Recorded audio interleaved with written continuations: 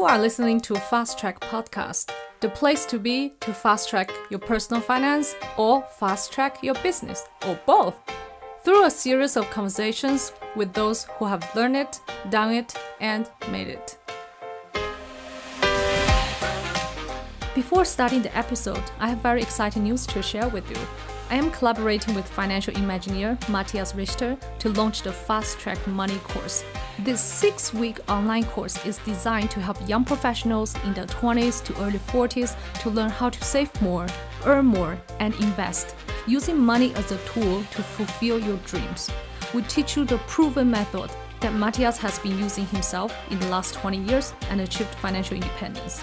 So sign up today on fasttrack.live/money course to transform your relationship with money from today. My guest for this episode is Alex, host of Main Street Finance podcast. Alex came from parents that were lower middle class, and there wasn't a lot of money around growing up. While he was in high school, both his mom and dad got an education and moved up to a higher paying careers. When he went to college, he started to pursue a degree in computer science but switched to finance in his junior year and graduated with honors. In one of his first finance classes, he was playing around with the future value calculator and saw the possibilities of retiring early by saving heavily, especially in the first years of your career. Shortly after, he discovered the FIRE community and became an avid listener, reader of FIRE content. After graduation, he went to work for a bank as a commercial credit analyst, where he reviewed tax returns and financial statements for entrepreneurs and their businesses in order to determine loan eligibility. This has given him a unique view of the possibilities of entrepreneurship. After a friend of his started a podcast, he decided that it would be a great medium to teach people about personal finance. And in today's interview, I'm going to ask him everything about personal finance and how he manages his money. Welcome to Fast Track Podcast, Alex. Oh, well, it's great to be here. I got my coffee. I'm ready to talk about money. Although, to be fair, I talk about money all the time and I love doing it. Yeah, you have been talking about it for like more than 2 years on your podcast, which we will talk about it later. So to start with the first question, I'm very curious because you are very active on Twitter and you have a personal finance podcast. But since when and how did you get interested into this whole money management, investment, this topic? Well, at first, I think it started off as just an interest in finance. You buy this thing, this stock, and it can go up, it can go down. Like, how does that work? I remember I believe it was like my 13th birthday. My aunt took me to one of my favorite bookstores and told me to pick any book and I can have it. And the book, I actually still have it. It's on my bookshelf behind me, but something like an introduction to mutual funds. So then naturally, when I got to college, I decided to pursue a degree in computer science. Yeah, that's very related. Yeah. Yeah. Clear, straight trajectory right there. But after 3 years of that, some things happened. I needed to change my major. So I decided, you know what, let me take a summer class, because that's just kind of where I was in the college career, where it's like, okay, I've got this summer semester coming up. Let's take an introductory finance class, see how I like it, and then maybe I'll change my major. Well, I changed my major. Got an A in that class, changed my major, ended up graduating cum laude with a 4.0 in finance. And what really got me excited on personal finance and really money management was, I believe it was my second or third personal finance class, where we're talking about the time value of money and the calculations of you go in Excel and you set it up. Okay, well, what if you save $100 a month at 5% per year? How much would you have after 10 years? Okay, I'm doing it, it's study guide. Here's how these calculators work. And then naturally I'm like, okay, well, what if I save 200 a month? What about 400? What if I can get a 7% return? What if I did this for 40 years? And then you start kind of coming up with, wow, if I save, don't quote me on these numbers, if I save $500 a month for, 25 years, that's $1 million. So it's like, wow, like you don't have to work until you're 65. I mean, look, I built this calculator. I did it myself. And so I started doing some Google searches to kind of go deeper into that. And then I discovered the FIRE community.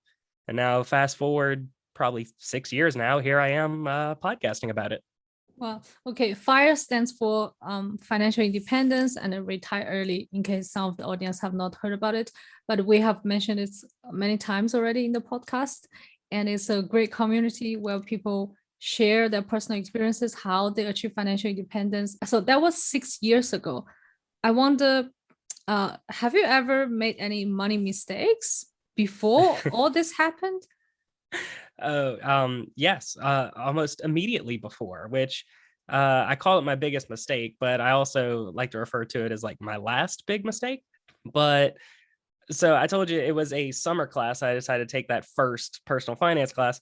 Well, 2 months before the first day of that class, my car kind of what the mechanics called it was it basically went off like a frag grenade. There was a part in the engine compartment that literally exploded and sent fragments into all kinds of other bits. So I had to get a new car. So I'm shopping for a car, looking for this $20,000 car. And then my mom gives me a speech. Now, in my podcast episode that's coming out tomorrow, I go into a thing about my mom and her whole history with cars. But right as I'm about to sign on the dotted line for this car, my mom says, Alex, you got to know, everyone has this one thing that they really want in a car. They either want it to be, really fuel efficient. They want it to have the best sound system. They want it to be able to fit all their friends and all their stuff. Like everyone has their one thing. So Alex, if this car doesn't have that one thing, you might need to rethink what it is, because otherwise we're going to be back here in 2 years and you're going to buy a new car. Well, I'm a 22-year-old male. What do you think I wanted? I wanted something fast. Sure. So no, I didn't get like a Mustang or anything. I just got the same car, but I upgraded to a 6-cylinder with 300 horsepower. Because why not? It has more vroom when you hit the pedal, and I wanted the vroom. That was my one thing. I want to hit the gas and then zoom. So that cost me like another $6,000 on top of it. So I think the final purchase price was something like $36,000, and I'm 22 years old. Wow, is it brand new? I'm sorry? Is it brand new? Oh yeah, it was brand new. I had 15 miles on it. So I get that, and my car note was $465 a month. Okay. Junior in college, and I've got a $460 a month. And then how are you going to pay for that car when you're in college? I worked 2 jobs throughout college. I actually graduated without any student loans, because when the semester was in session, I worked at a hotel and then at a sports store. And then in the summers or when school wasn't in session, I worked both jobs. Sometimes I'd work 8 hours in the morning at the hotel and then 8 hours at the sports store, or vice versa. So I was pretty flush with cash, because it'd be saving. And then that one major expense of pay for the whole college semester all at once. So I had the money to do it, but I went from being flush with cash to, hey, maybe now I got a budget. Oh, okay. Yeah, but you earned it at that time, I have to say it. Yeah. I graduated with no student loans, but I graduated with a fat car loan. Oh, okay, I see. Okay. So did you make any other mistakes in the past 6 years, or you are all good with how you are using your money? Do I make mistakes? Yes, I'd say I make them regularly, but I think as far as magnitude, that's probably the biggest thing, because, blowing $36,000 all at once is probably as bad as I've gotten. It's not nearly as bad as, I decided to take my fiance out for a nice dinner, and then she's like, hey, can I get a glass of wine? Yeah, you get a glass of wine. Then you get the bill at the end of the day and it's $140. But so I mean, which I'm not saying taking your fiance on a date is a mistake. I'm just shoot. I'm just not going to tell her I recorded this. Like, do I make mistakes? Yes, I'm not perfect. I mean, I podcast about money, I talk about it, but there's this tweet out there that I really like, where it's, if you skip your $5 a day latte, and you save that $5 and you save that for like 10 years, you'll saved enough money to have sucked all the happiness out of your life. Yeah. So I'm a big proponent of get the big things right and you can let the little things slide. I mean, do you want to get a coffee twice a week because you're exhausted, or maybe the latte you can get at Starbucks or whatever your favorite coffee shop is better than you making coffee at home? Whatever. I'm a big proponent of let the little things slide. I'm on a 15-year mortgage and I pay an extra $200 a month on it. Like, if I end up with no extra savings at the end of the month, I'm still doing all right. And don't be too hard on yourself is what I'm trying to tell people and get out there. Okay, so the big things, so in our money course, we talk about the big three, right? Transportation, housing, and food. Can you take us through what is your budget like, or what is your, how to say, money saving tips on saving these big three items? Okay. So how I save money on housing, I have a whole episode on this, but really you need to examine your living situation. Depending on where you live, there is no solid answer. Depending on where you live, renting or buying could be a better option, could be cheaper. Where I live, buying my house, if I would have did a 30-year mortgage, I could have gotten this house for about $900 a month, where renting you might be $1,400 a month. So in that case, buying might be better. Now, I live in middle of nowhere, Midwest US. So if you live in New York or Singapore or somewhere bigger, that equation might be different. But it also might be a thing where maybe you can get roommates. And if you're having roommates, maybe you can do some house hacking, buy a good size house where bedroom one is on this side of the house and the other bedrooms are on the other side of the house. So that way there's still that separation, but you also have the roommates. It's your house. You kind of just rent it out or rent out a room to your friends. And then there you go. You can kind of save some money that way. Also, don't be afraid of a little commute. I mean, don't commute like an hour, but like if something's 15, 20 minutes and it's slightly out of town, why not? I mean, I have a 20-minute commute every day, but it's a straight shot on a highway. So I'm not really sitting in traffic, but my house is kind of a cookie cutter house that's built by one of these cookie cutter developers. So they had multiple neighborhoods. They had a neighborhood in the city that I actually work in. And then they had the one where I ended up living, which is a small town just outside of that city. I hope that all made sense. Yeah, But yeah. my same house, because again, cookie cutter houses, my same house, same floor plan, same number of bedrooms, same everything, but with a smaller backyard in town cost an extra $30,000. Like in percentage, how much would that be? I'll tell you what, I can pull up a quick. I'll just tell you, my house was $160,000 is what I paid. So it was an extra So it's 30. 20%, actually more than 20% more. Sounds about right. Yes. Wow. Okay. Yeah. Just to have a less of a commute. Yeah. Why I'm asking for percentage, because 30,000 can be a huge amount in some countries, can be a small amount in some areas of the world, but 30% is a big difference. If you put in 20 minutes how to drive to your work, 20 minutes is nothing, right? And you live in a quiet place, you have more space. That's great. And then what about groceries? Do you have a budget? Do you have some money saving tips on that part? Oh Lord, you do not want to ask me about budgeting or budgeting about groceries, because my fiance loves to cook. So she's a big, let's go to the store. I need this, this, and this, and this, put it all together. And then like, I can put together this, that, and the other. Like, she likes to experiment, do all kinds of stuff. And what that equates to is I got to spend more money on groceries. I mean, we do all right. I mean, two adults in our 20s, we spend about maybe $400 a month on groceries. So it's not too bad. But then again, that's probably why I'm marrying her, because I could probably live off of chicken and rice every day. But she's the one that, I have never in my life bought a clove of garlic. But Wow. but I swear, if we go more than 10 minutes in this house without garlic or onions, she knows about it and I got to go to the store and go get it. Wow. So Yeah, I think food is okay, even though people need to put a, like a budget on it, it's wise to do it, but I think it's such an important part in your life or your quality of life, how you enjoy life, is the food. And recently we also started to buy many bio vegetables, because then we find out, wow, the taste is so much better, especially the fresh bio carrots in Switzerland. It tastes so much better. Even the eggs, the free range eggs is so much better. Yeah. On that part, I think, yeah, good. How about transportation? So the ironic bit was I specifically made the choice to not buy the house in town to save me some money. And he was like, oh, I'll have a longer commute, whatever.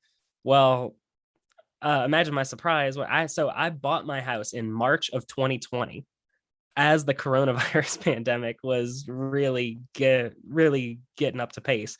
I actually had to do all my docs in my car with no one around me because everyone was still really afraid of the virus. So I bought out of town and I was like, you know what? I'll just commute, whatever. Well, now I work from home 3 days a week. Okay. So the irony there is not lost on me. But as far as transportation costs, my big mistake vehicle that I purchased, I still drive that car today. Yeah, just drive till it's that, and then take the most use out of it. Oh, I'm driving. So I made, when I first started getting into financial independence, retire early, fire, it's like, oh yeah, the biggest mistake you can make is you buy a brand new car and then, you trade every couple of years. But really, I've sort of come around on this, that if you buy a new car, it can be valuable if you drive it into the ground. Yeah. So I bought my car. It was expensive. I paid it off within maybe 2.5 years because I was really trying to pay off that loan. Well, I've not had a car note in the last like 4 years. So Yeah. I think I just hit maybe 80,000 miles in it. So I have no plans of getting rid of it anytime soon. So, if I paid that big expense and then I didn't have a car note for say 8-9 years because of it, I think that's worth it. I mean, you buy a car, pay it off. You're the only owner. So, there's nothing wrong with it. There's no prior accidents. So I'm not saying this is the best tip, but don't beat yourself up if you bought a brand new car. So, I mean, buy a car and drive it forever. Drive it till it dies. I mean, that's a really good way to, not having a car note.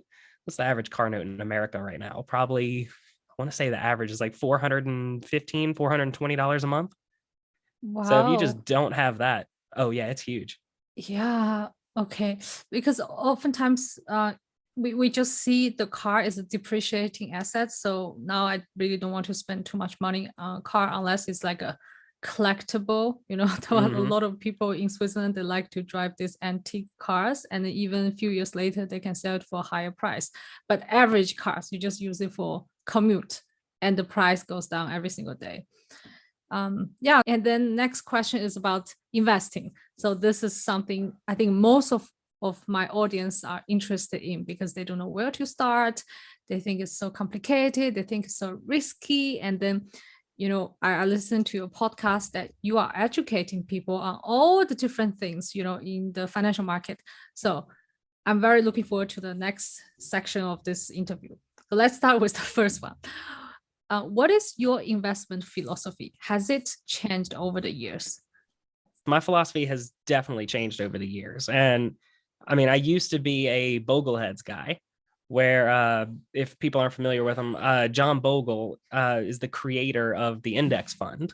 Buy this one thing and this one thing owns the entire S&P 500, the entire, insert market here. So I used to be a Boglehead guy. And I've since kind of evolved beyond that because you can start with just the 3-fund portfolio, which is really simple. It really works. It's very effective. But then you start realizing there's gaps.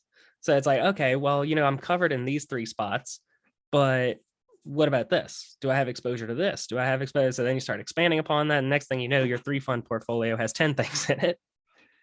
So I want to say I've kind of evolved beyond that, but I still invest in index funds. That's primarily where I am. I play around a little bit with dividend investing, but I always recommend starting with a 3-fund portfolio and then read some books, get up on your information, and then expand from there if you want to. But I understand that most people don't really care about investing. They want to invest, but they don't want to read a 10K.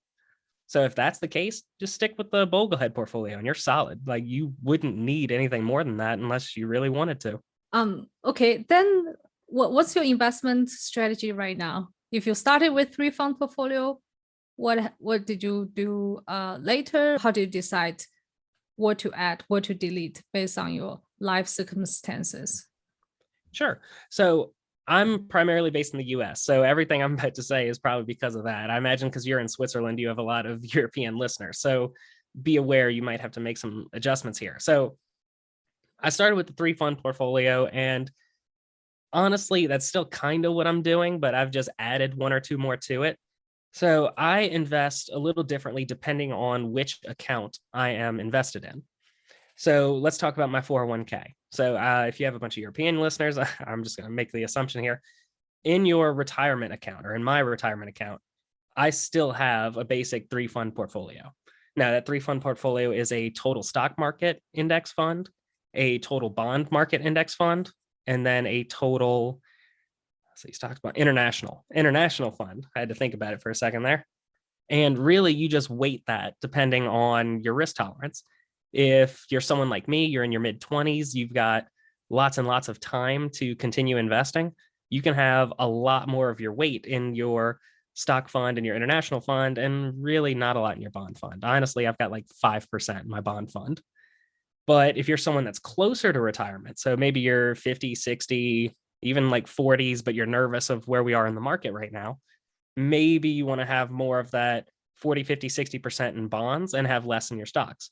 Now, you are going to get less growth there, but because you have less growth, you get more safety. So it's a question of priorities. What makes you feel more comfortable? Besides the retirement portfolio, to Mhm. come to your main one, what do you do with it? Well, so I have 2 kinds of investments. There's retirement and then non-retirement. I'd hesitate to call my non-retirement my main fund, because as of right now, most of my money, as far as investments, is in my retirement funds. So my taxable investments, which is what I call those, just because they're taxable, they're not in retirement assets. That one I'd hesitate to call it my fund money account, but it's my fund money account. For that one, I do dividend growth investing, which, for anyone that doesn't know, a dividend is a cash payment you get from a stock because you're an owner. You own this business. This business made money. Hey, we made money. You're an owner. Here's your cut. So that's what a dividend is. I like dividends because it's all fine and dandy that you buy this thing, this stock, this non-tangible, you can't touch it thing, and then you buy it for $100 today, and then in 10 years someone will give you 200 for it. That's all fine and dandy, but you don't get a payoff for 10 years, and that's something I kind of don't like. I have some issue with. So I like dividend investing because, hey, you buy this thing and every 3 months you get a cash payment. Hey, Merry Christmas. You own this company. This company made money, and you're an owner of this company. So boom, here's your cut. So I'm a huge fan of dividend investing. Dividend growth investing is a strategy in which you buy companies that only pay you a dividend, or that you would expect would shortly begin paying dividends. And then that these companies typically raise their dividends every year. So if you have, let's say, AT&T, I'm not recommending you buy them. That's just the first one that came to mind. So if AT&T pays you $1 per year per share today, you're buying them not only to get that $1 per year, but that next year it's going to be $1.10. The following year, $1.25. The next year, $1.50, so on and so forth. So you buy this one share, and then that share will pay you every year. But not only will it pay you every year, but you're actually going to get a raise every year.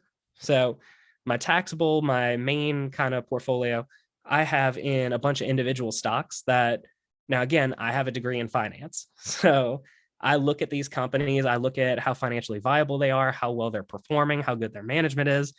And I just have that skill set. So I look at them and I pick out, I believe I've got about 30 to 35 companies in it. And I just let them pay me dividends. Oh, nice. And do you reinvest with the dividends income, or you use it as also fund money? Great question. I'm planning on using that as a fund money, but for the moment, I'm rolling everything back into it. So my goal here is that, so my overall strategy with my 2 accounts, which I just explained, is I'm saving for what I call 2 retirements. Now, in the United States, I have to say that because I don't know how many European listeners you have. Many in the US as well, many of my audience. Oh, well, there you go. I'll just clarify then. So in the US, you can access your retirement accounts depending on the account, either 60 or 65. If you try to pull that money out before then, the tax man's going to come up, they're going to get their taxes, and then there's penalties involved. It's a whole lot of nonsense. Now, there are ways to get around that, but I don't want to get around that. I want that money to be there for when I turn 60 or 65. So that's retirement number 2, from 60 to 65 to when I die. And that's going to be funded by my retirement accounts, my 401k, my IRA, all that good stuff. My dividend portfolio, my main money account, that is retirement number 1. So the goal is to build up that dividend portfolio to a point to where the dividends can pay me an amount of money that I can live off of. Now that's dependent on how much money it takes for me and my fiance, well, I guess wife at the time, is okay with living on. So if that happens when I turn 45, then I want to be able to live off of those dividends from 45 to 65. And if I want to, I could deplete that entire account in that time, because why not? And then once I turn 65, my dividend portfolio passes the baton to my retirement portfolio, and that takes me till I die. So Wow. that's sort of my overall game plan, my 2 retirements. I love it. I love it. I think this is a very interesting strategy. I might think about it later, how I'm going to design my retirement. Well, the benefit of it too is that even before you retire, like say you're in your 30s, and then, you have a son or a daughter that you want to help support through school, and maybe you didn't have extra savings for it. Even if the amount of money your dividend portfolio is giving you isn't enough for you to live off of, or maybe it is and you just decided not to, that's just an extra source of cash flow. At any time, you can decide, hey, it's my daughter's 16th birthday coming up, 17th birthday. She's going to be driving to and from high school. I don't want to have to keep dropping her off at school. Maybe it's time for her to have a car. At any point, you can start using those dividends to pay for things. So it's sort of like building an emergency fund or a second stream of cash flow that you're not trying to live off of, but should something happen, you lose your job or some kind of expense comes up, or maybe you want to donate it to charity, whatever, you have this second stream of income. Mm-hmm. Do you put your investment portfolio online, or you keep it to yourself? Oh, like, do I publish it so people can see what I'm invested in? Yeah. Now, I don't publish it, and that's for a couple of reasons. If you follow, or for your audience, if you follow multiple people, you're going to see this is actually a big debate in the personal finance community. Do you show what it is you're invested in, or do you just show, returns? Well, it's not anything huge. It's not like people are saying renting versus buying, or Bitcoin versus no Bitcoin, all that kind. It's not a huge debate, but I've seen it between multiple streamers and YouTubers where it's like, I publish my portfolio and you shouldn't trust anyone that doesn't publish theirs because they're probably liars. And then you've got other people. Okay. Well, and then you got other people who go, hey, look, and this is kind of where I've found myself lately, is that, look, I don't publish my portfolio, not because I'm trying to hide something, but because I don't want someone to go, hey, I listen to this person talk about finance. I listen to him give financial advice, asterisk, this isn't financial advice, don't come sue me. Yeah. But people have a tendency to find someone they trust about money and copy what they do.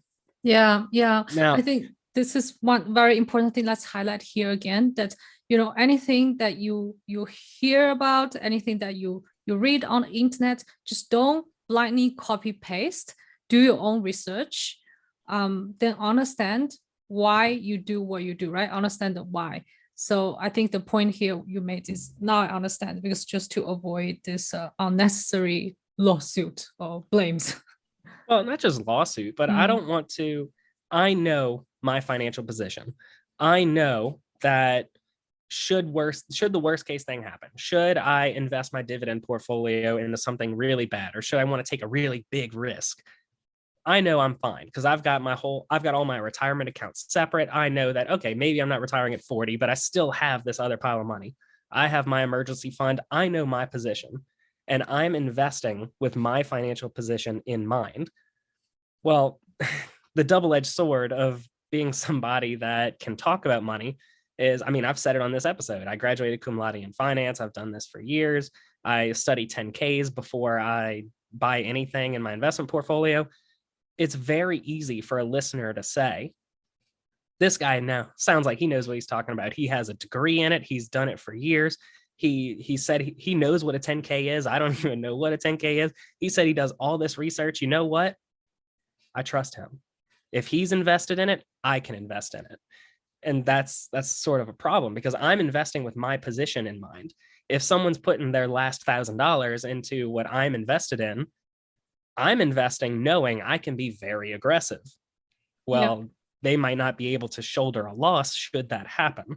Yes. So this is a very long, drawn out answer and walk around, but makes sense. But in general, no, I don't publish exactly what it is I buy. Yeah, makes sense. And that's so interesting about, personal finance, because there's no absolute right, wrong, best solution. It all depends on your personal financial situation and what's your goal in life, your risk tolerance. Everything is personal, right? Absolutely. Do you have a goal in mind when you want to retire? So, in the FIRE community, people usually have a FIRE goal. Is that age you have in mind, or you're happy with where are you now? Well, I don't want to say I'm happy where I am now, because I have a job interview next week to completely change my career. So don't tell anyone. But but I don't want to say I'm happy where I am now, because I mean, things can always get better. I mean, unless you're Jeff Bezos, but things can always get better. So you might be happy where you are now, but you never know when a new opportunity could arise. As of now, I would love to retire at the time I turn, 40, 45. Now, for me, retirement is an asterisk. Retirement doesn't mean, wake up, make coffee, watch TV, read a good book, visit with kids, and then go to sleep. Mm-hmm. Retirement just means, not working a 9 to 5. Maybe you find something you're passionate about, or I'll probably keep podcasting is what I'm going to do. I'm going to keep talking to people about money, because that's what I like to do. So at the moment, my goal is to retire at about 40, 45. But, by that time, I've got kids in college. So maybe, I'll have to keep working so that I can finance their shenanigans through college, just like I did. I just don't know, because you'll never know. I mean, I'm 25 years old. I'm planning on retiring in the next 20 years, but there's 20 years of what if between now and then. So the plan is 45. We'll see how that actually turns out. Wow. Okay. When I interview people who are in their 20s, I was like, oh, how lucky you are. You get your personal finance or your plan sorted out when you're in your early 20s. Then, as you said before, then you have time, right? Even you aim at 40 or 45 years old to retire, you still have 20 years to let it compound. It's so powerful to have time. Yeah. Absolutely. But then again, time could be great. Time could be horrible. I mean, for now, I can retire on 40 grand a year right now. But I mean, 20 years from now, I mean, heck, I got a fiance talking about having 3, 4 kids. I mean, I don't know if I could retire off all that. And then she's talking about taking trips to Japan and Europe and all this other, I don't know if I'm ever going to retire, because I got to finance all these vacations. Yeah, you will. With all the knowledge you already have, the mindset you have, the investment you already set in place, for sure you will. I have confidence in you. Well, the trick is I got to retire twice. You got to remember now. And last question. Where can the audience find you if they want to listen to your podcast, they want to follow you on internet? Please tell us your domain name, your Twitter, your podcast name. Sure thing. Well, I only have 2, nice and easy. I'm not everywhere. Good Lord, I could not, I don't know how some of these people manage having 10, 12 different, I've got my website, I got my blog, I got this book I'm in the middle of writing, I got the podcast, I got this, that, and the, I'm easy. You can follow me on Twitter at Main Street Money, or I have my podcast, which is Main Street Finance. Unfortunately, someone took at Main Street Finance on Twitter, so I'm Main Street Money. So the podcast is listed everywhere. I'm on YouTube, Spotify, Apple Podcasts, Podbean. I'm everywhere. Basically, if it has podcasts, it has me. I will leave all the links in the show notes so the audience can follow you online. They can listen to a podcast. I really like how educational they are. And also not too long, like short and crisp. Okay, thank you so much for being here, Alex. It was such a pleasure for me to interview you. Thanks for sharing your personal knowledge with us. Oh, thank you. It was no problem at all. Look, talking about money and talking about me, I mean, this was great. It was great for me too. I had a lot of fun. Thank you for having me. Enjoyed this episode of Fast Track Podcast. Show me your support by liking this episode and sharing it with your friends. Join the Facebook group at Fast Track Podcast 1, or you can find us on Instagram, YouTube, and of course the homepage fasttrack.life. See you in the next episode.